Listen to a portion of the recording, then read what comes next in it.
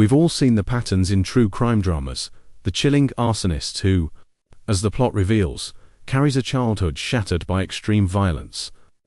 Or you might have a friend who is emotionally distant, and you eventually learn it's because they grew up in a home where their parents simply weren't there, a void of neglect that explains their coldness today. In these narratives, the cause and effect are perfectly aligned, creating a comfortable illusion that only monumental trauma explains a monumental struggle. But then there is you. You stand within a life that, on paper, is perfectly smooth. You were never beaten. You weren't neglected. You had food, an education, and parents who probably did their best. Yet, every night, you feel an inexplicable tide of anxiety rising. You find yourself habitually withdrawing from healthy relationships, or paralyzed by a self-doubt that feels like it has no origin. You tell yourself, "I have no right to be this sad," and then the most dangerous thought of all takes root. There must be something fundamentally broken in me. Welcome to Agara.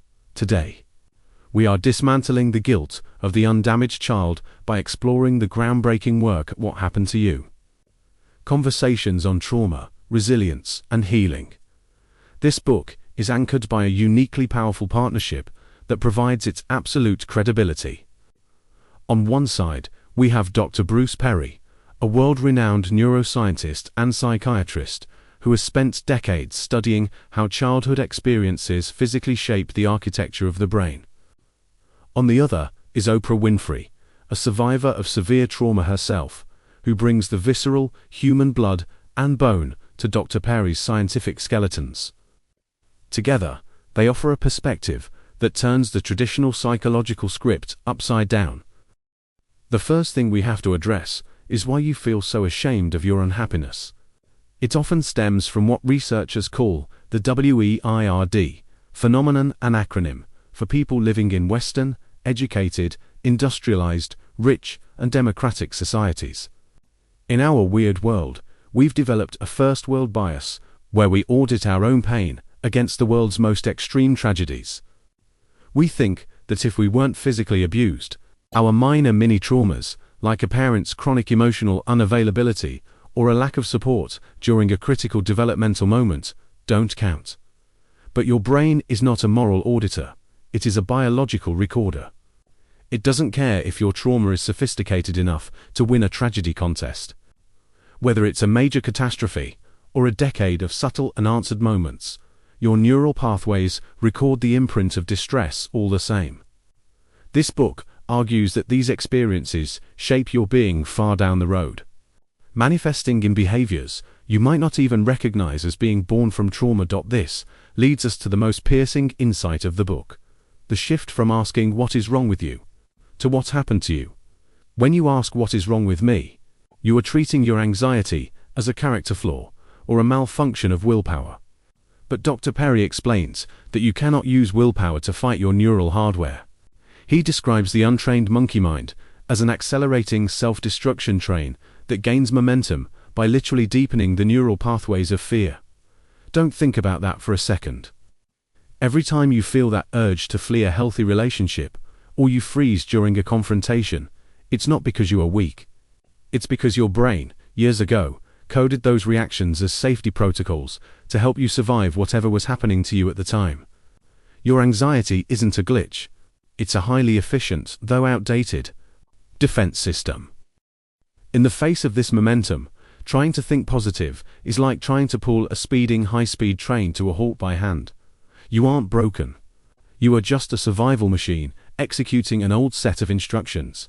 The narrative balance of the book stays perfect because it combines this understandable science with the wisdom of Oprah, who shows that opening up doesn't make you weaker, it makes you stronger. The goal isn't to believe that you are your diagnosis or your past, but to realize that these are changeable states. So, how do we move forward? The path to healing, as described in these conversations, is about transforming from a helpless patient who just takes pills and goes to therapy for years without digging deep into someone who develops their own auto-self-repair functions. It begins with the dissolution of self and ego, the realization that you don't have to be the person defined by the adjectives or mindsets you were used to. Because the brain is malleable, change is physically possible. But this change doesn't come from a eureka moment. It comes from a psychological workout. It requires tools like gratitude, mindfulness, and the presence of a social net, whether that is your biological family or the found family you choose.